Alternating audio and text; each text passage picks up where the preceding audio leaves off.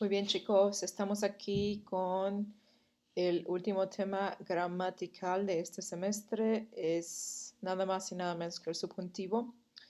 Como dije antes, estos videos probablemente están divididos en varias partes.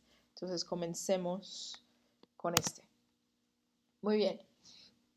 Sabemos ya muy bien al nivel en el que estamos que en español vamos a tener dos modos diferentes. That is right.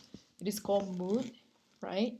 So we have two in Spanish in general terms. We have the indicative and the subjunctive. Remember that in very general terms, the indicative is going to be used in order to express certainty. Anything that is considered a fact, right? Such as it is raining, it will rain, or it did rain yesterday. All those will be expressed in the indicative form. Está lloviendo, va a llover, o también se puede decir lloverá, llovió ayer. Bien. However, when we want to express uncertainty in very general terms, we are going to use the subjunctive. Of course, that is a little bit more complex than that. We're going to explore some other instances in which that will be the case, as in when we need to use the subjunctive. But remember, in very general terms, we're talking about or expressing our uncertainty. Therefore, if I would like to say that it is possible for it to rain today, I would say in Spanish, es posible que llueva, as opposed to llueve, right? If I would say llueve in the indicative mood, I will be pretty much describing that it rains as we're speaking.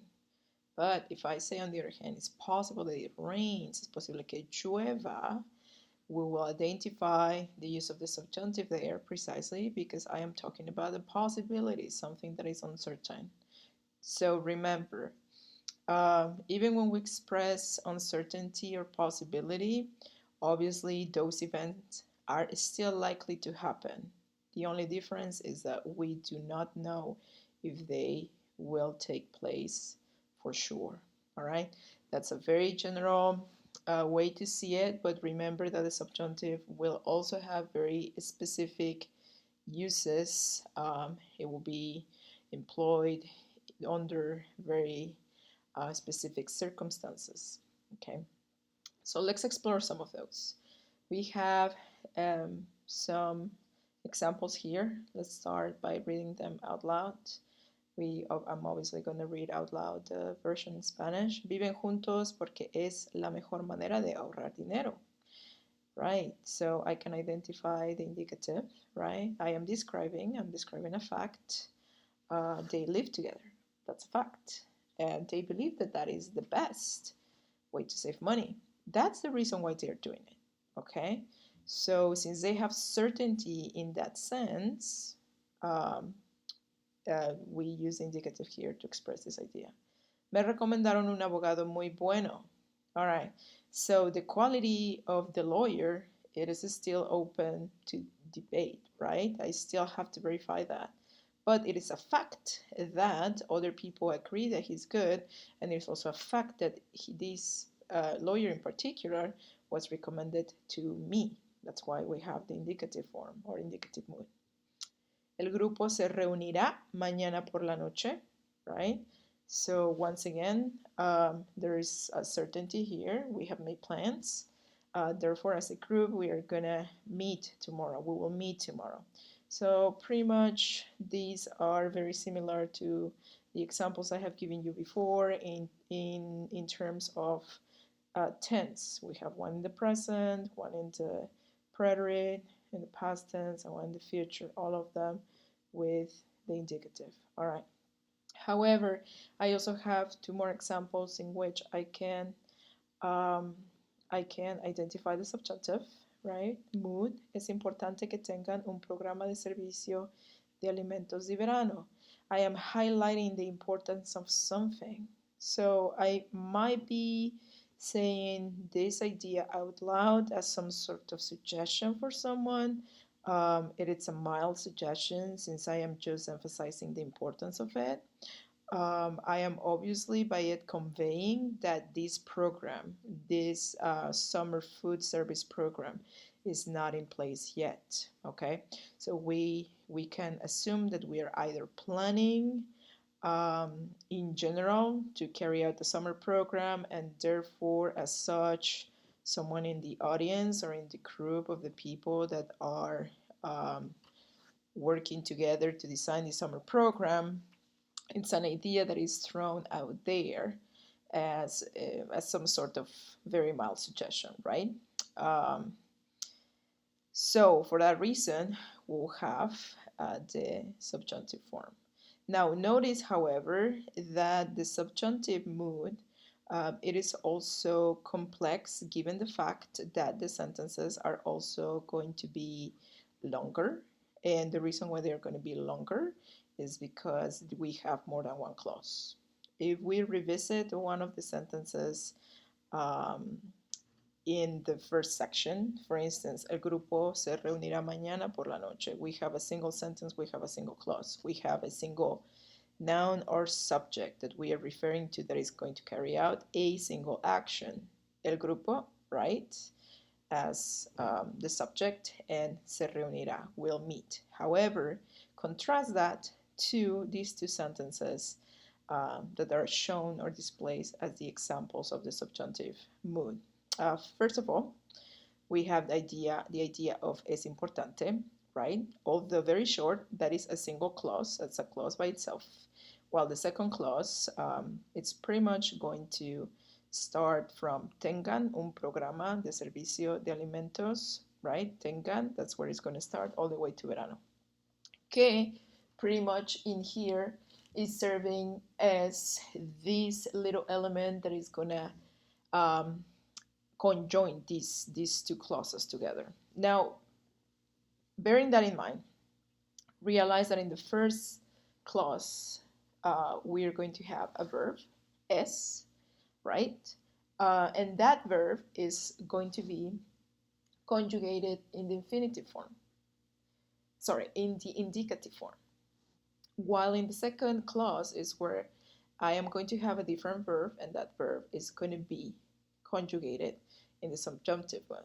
Okay, that does not mean that that would always be the case. More than likely, it will follow this exact order, but not all the time.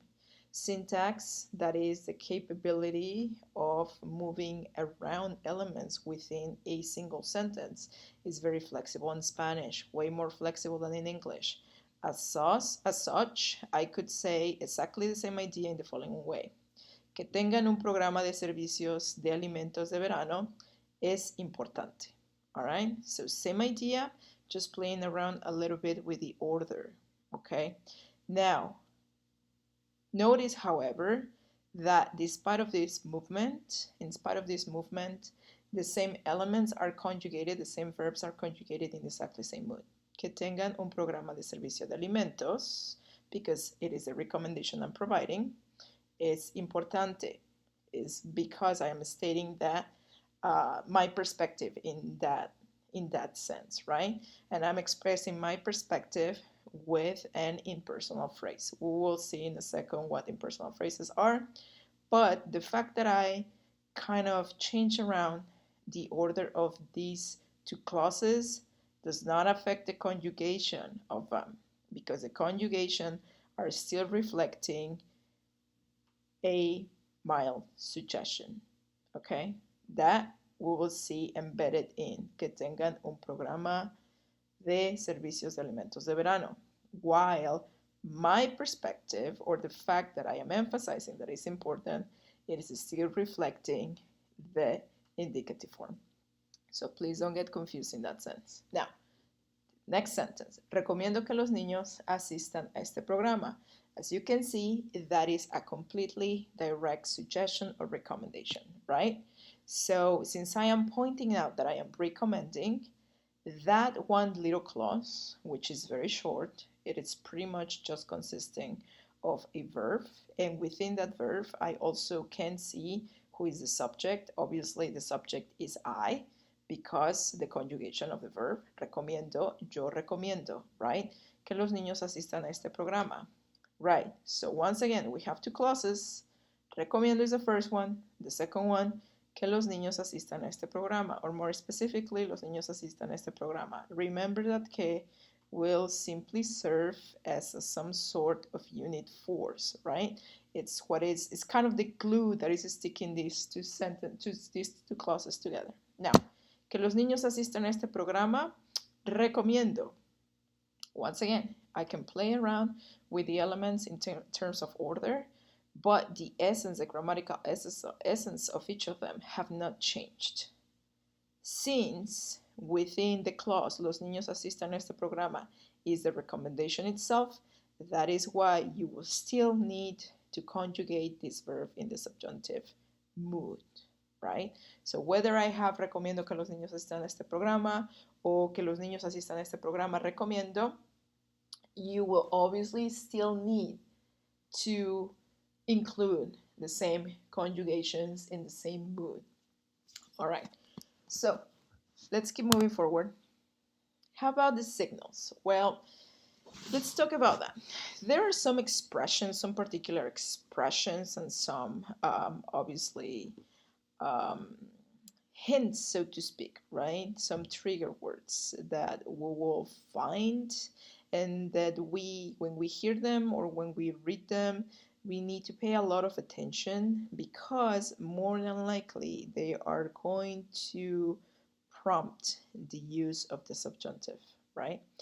Now, what I really recommend to you is that each of these signals, if you want to refer to them in such way, the book does. So if that's useful for you, that's just quite all right.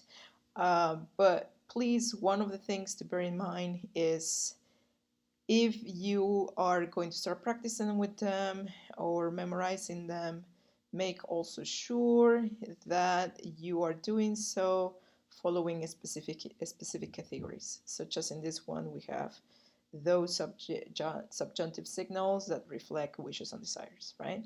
So within desires, obviously, we will also find those that are connected to recommendations. When we do give a recommendation, is because bottom line, it is connected to generally a desire, right? Such as aconsejar que, right? Te aconsejo que estudies. Decir que. Me dijo que ponga atención, all right? Desear que, insistir en que, mandar que, necesitar que, ojalá que, pedir que, permitir que, preferir que, prohibir que, querer que, recomendar que, y sugerir que. Many of these are pretty much synonyms. So, for instance, sugerir que, recomendar que, and aconsejar que, there are just three different ways to express exactly the same, which is technically a suggestion or a recommendation. So that's important to bear in mind.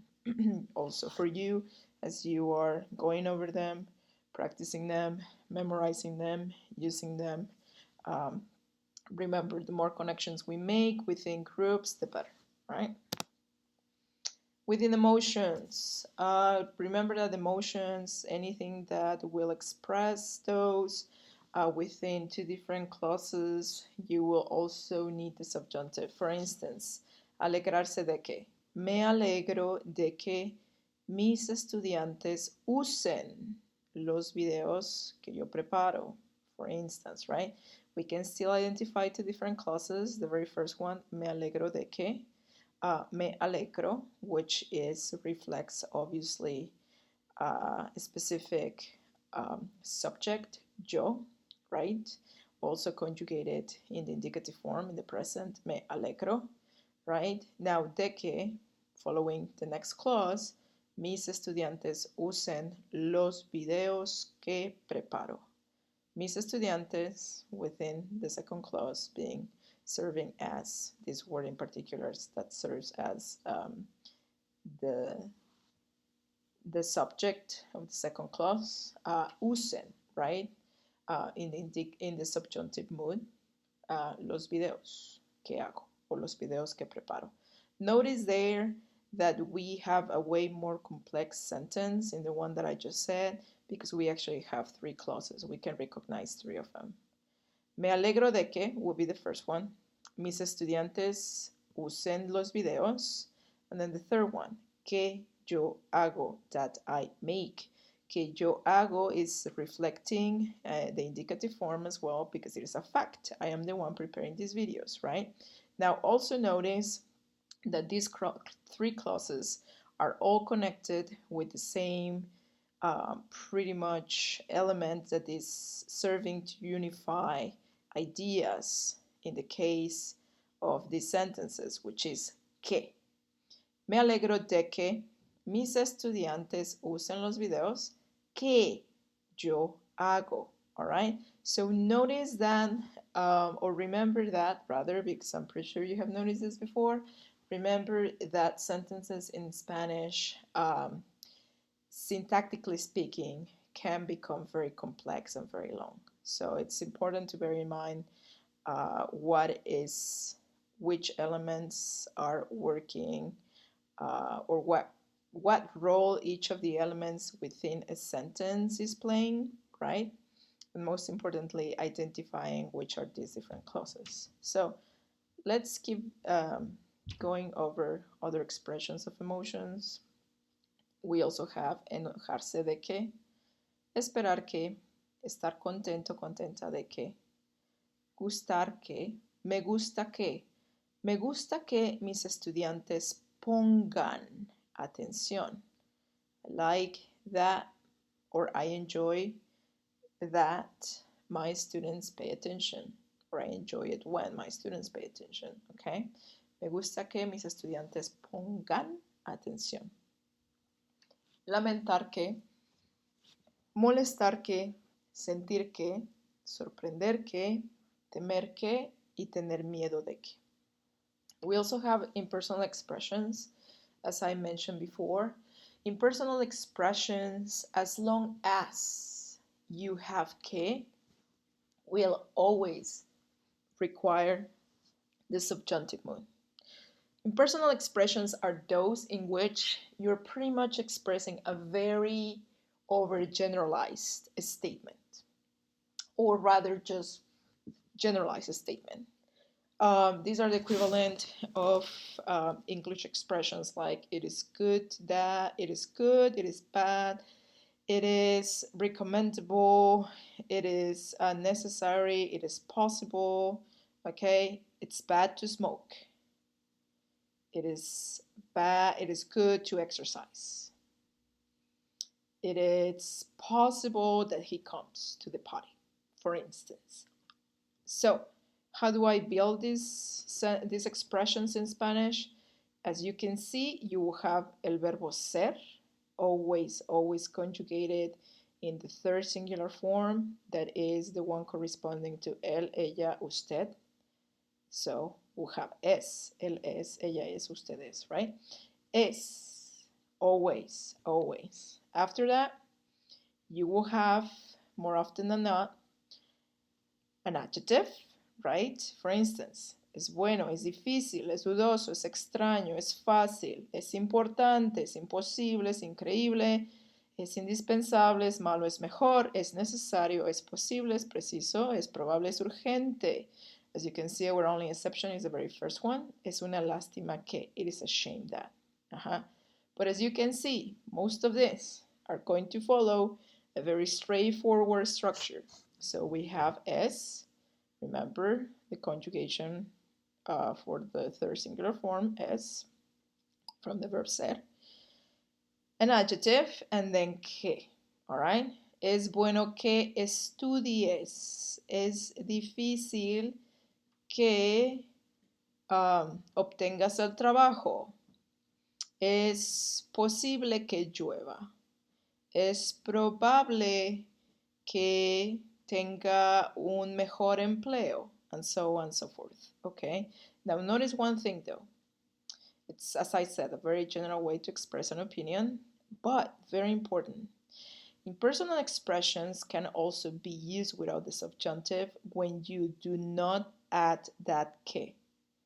The structure is the same. Pretty much the only thing you're deleting is that que, all right? So let's pretty much use es bueno que and es bueno in general, right? To see the difference. Es bueno que estudies. It is good that you study, right?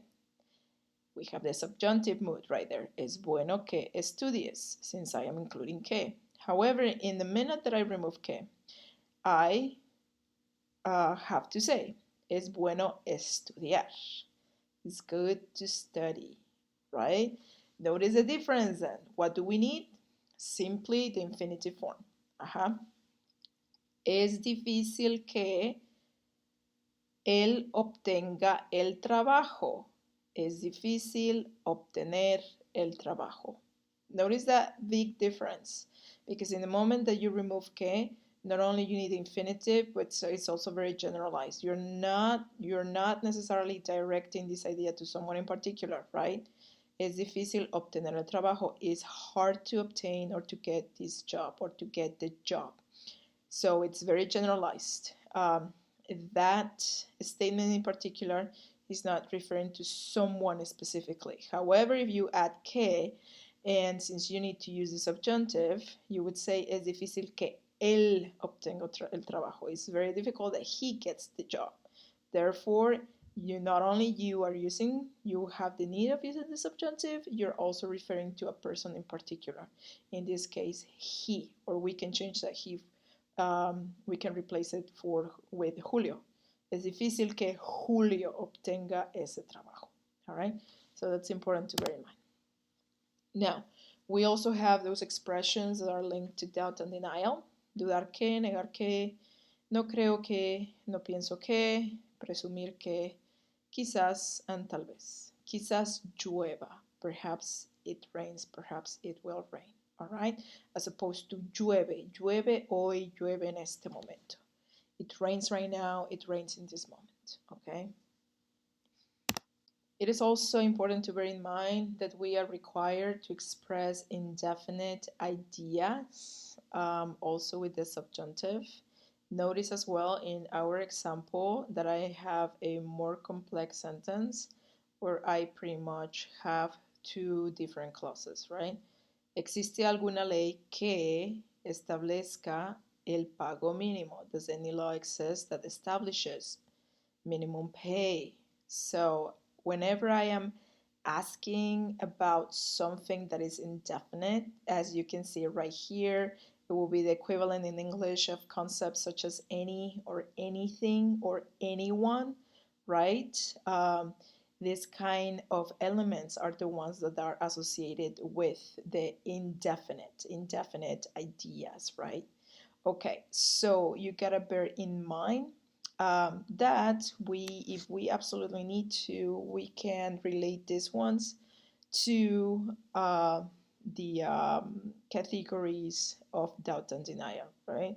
Since we are not quite sure whether what I'm referring to exists or not. That's why we call them indefinite. So as you can see in the example, ¿existe alguna ley que establezca el pago mínimo?